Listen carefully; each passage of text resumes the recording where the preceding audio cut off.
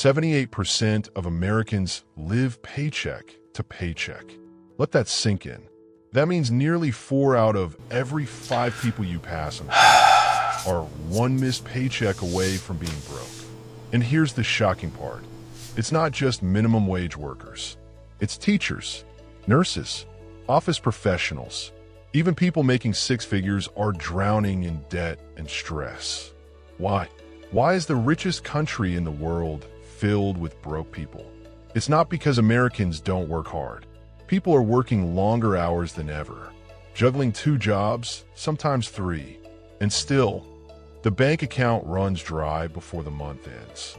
The truth is, there are invisible traps built into the system. Psychological traps, cultural traps, and financial traps that quietly drain people for decades. And unless you learn to spot them, you will stay broke forever.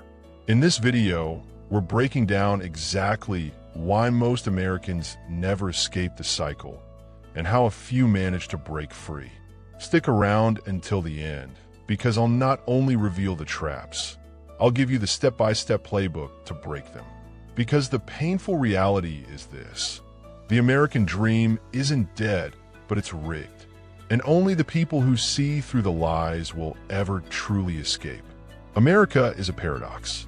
It's the wealthiest nation in history, home to trillion-dollar companies, billionaires with private rockets, and some of the most advanced technology the world has ever seen. And yet, the average American struggles to cover a $400 emergency expense. How is that possible? The truth is, the gap between wealth and survival isn't measured in dollars. It's measured in systems. The systems of debt, consumerism, and short-term thinking that quietly rob people of their financial future while making them feel like they're living the dream. Everywhere you look, the culture tells you the same story. You deserve that new car. Put on the card. Worry about it later. Buy the bigger house, the better phone, the latest trend. And so people fall into the trap. They work harder. They spend more. And at the end of the month, they wonder, why am I still broke? But here's the twist. Most people don't even realize the game they're playing. They think if they just make more money, it'll fix everything. But ask anyone making 6 figures and drowning in debt. Income doesn't guarantee wealth. Because wealth isn't about how much you make. It's about how much you keep, how you grow it, and how you escape the traps that keep everyone else broke.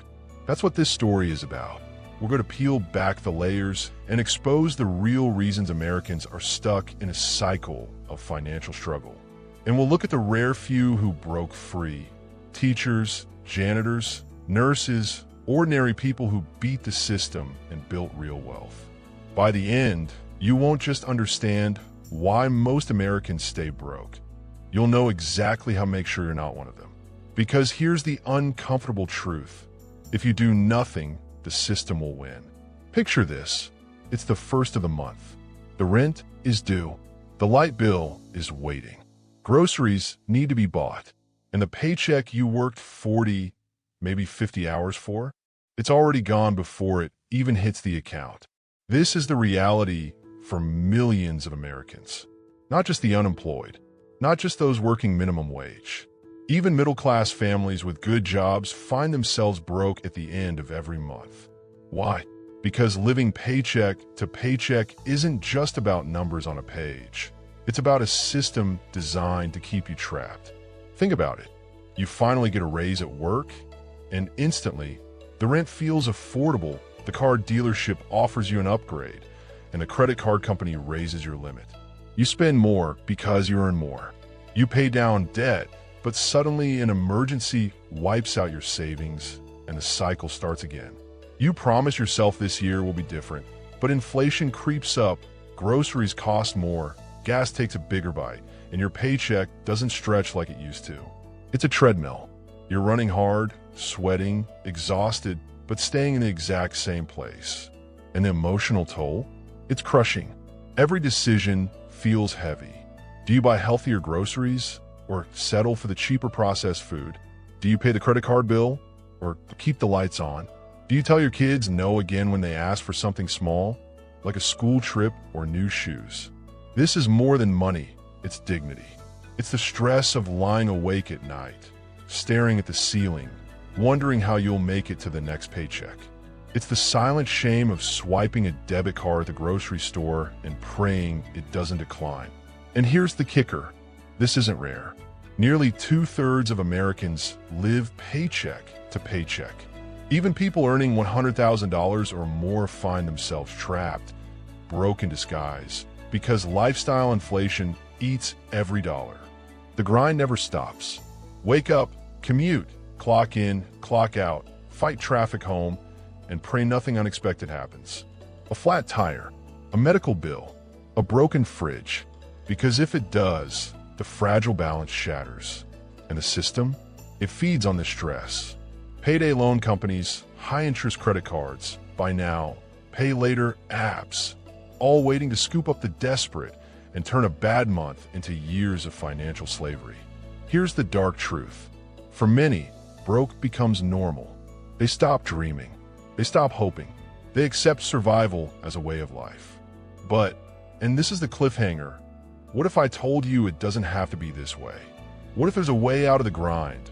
A way to break free from the paycheck-to-paycheck trap? That's where the story flips. For most people, it doesn't happen in a classroom. It doesn't even happen at work. It happens in a quiet, desperate moment. Maybe it's a bounce check. Maybe it's looking at a mountain of credit card debt. Maybe it's watching your child ask for something simple and realizing you can't afford it. That's the breaking point. And here's the truth. Every person who escapes broke has one common aha moment. They stop asking, how can I stretch my paycheck? And start asking, how can I make my money work for me?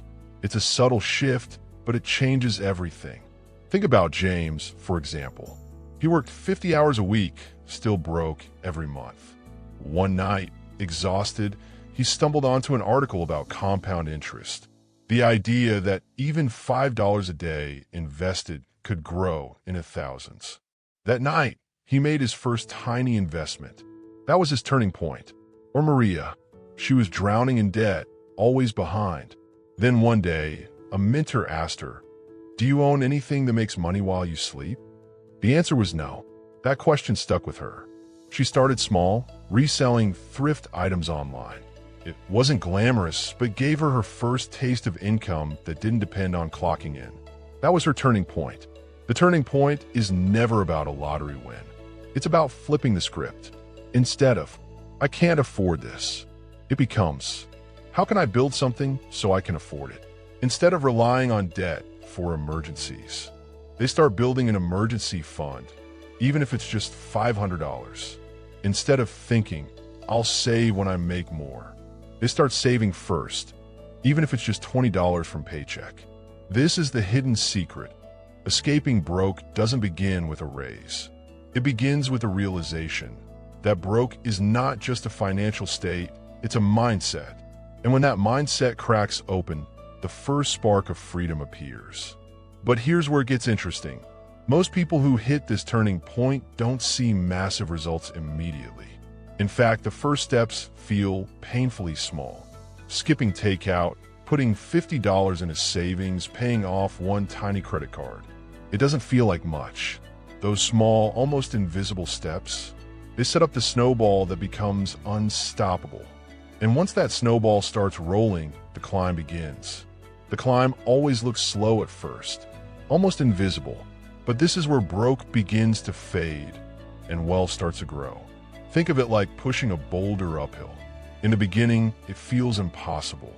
Every dollar saved feels like nothing. Every debt payment feels like pouring water into sand. But then, one day the weight shifts.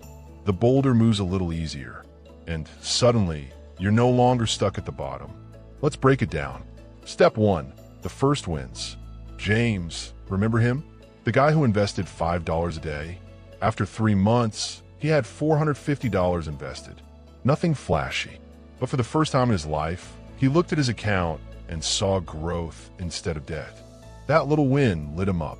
He started cutting cable, ditching subscriptions, and redirecting those savings to investments. Maria, the single mom reselling thrift items. At first, it was $50 profit a week, then $100, Then she discovered flipping furniture, and her side hustle grew to $500 a month. That was more than her car payment. For her, that wasn't just money, it was freedom. The first wins feel tiny, but they change everything. Why? Because the brain finally sees proof. I can build money. Step 2, the snowball effect. This is where momentum kicks in. Every dollar saved or invested is no longer alone. It works with the others. That's compound interest. That's debt snowballing in reverse. Example, someone pays off a $1,000 credit card balance. That $50 monthly minimum payment, now it goes to the next debt. Once it's cleared, it snowballs again. Fast forward 18 months, and suddenly what felt like forever debt is gone. And the same with savings. The person with $500 in an emergency fund suddenly handles a flat tire without panic. That confidence makes them save more. The snowball grows. The climb feels slow until one day the numbers jump and everything looks different. Step 3, habits become identity. Here's where the climb really locks in. Saving isn't just something they try to do anymore. It becomes who they are. They're the person who invests before spending. They're the person who skips debt for the security of cash. They're the person who starts talking about opportunities instead of bills. This shift from habit to identity is why people never go back. Maria, once terrified of bills, now felt excitement checking her savings. James stopped introducing himself as broke and started saying, "I'm building." Those words change how they saw themselves. Step 4, opportunities multiply. The climb creates new doors. And here's the secret. Opportunities only appear once you've taken those first steps. With savings, Maria qualified for a small business loan. James uses investments as leverage to buy into a rental property. Others finally had the freedom to switch jobs, take risks, or even start businesses. Here's the irony. Opportunities were always there. But when you're broke, you can't see them. The climb clears your vision. This is where most people realize money isn't just survival. It's leverage. Step 5, the emotional climb. The climb isn't just numbers. It's emotional. Think about it. The first time you say, "I can cover that without stress." The first time you help a family member instead of asking for help. The first time you look at your bank account and feel peace instead of panic. That's the real reward. Money becomes security, freedom, choices. Step 6, the tipping point. Then comes the magic number. Maybe it's $5,000 saved. Maybe it's $20,000. For James, it was $50,000 in investments. For Maria, it was 3 months of expenses in cash. That tipping point is when broke is no longer in your vocabulary. From here on out, the climb has momentum. The tipping point isn't the end. It's the beginning. Once the snowball is rolling, it doesn't stop. There's a moment in every financial journey where everything shifts. The fear of being broke finally gives way to the calm of knowing you're free. For James, the man who started with just $5 a day, that moment came when his account balance crossed 6 figures. He sat staring at the screen in disbelief, not because of the number itself, but because for the first time in his life, he knew he'd never be broke again. His money had finally started working harder than he was. For Maria, the single mom, the moment was quieter but just as powerful. She was at the grocery store with her kids when her card was declined. But this time, it wasn't because she didn't have money. It was because her bank had flagged unusual activity. Her account finally had more money in it than she ever imagined managing. She walked out of that store with her kids, smiling and tears in her eyes. Breaking free from broke isn't about millions of dollars. It's about moments like these. The first time you book a vacation without guilt. The first time you pay cash for a car. The first time you check your account and feel peace instead of fear.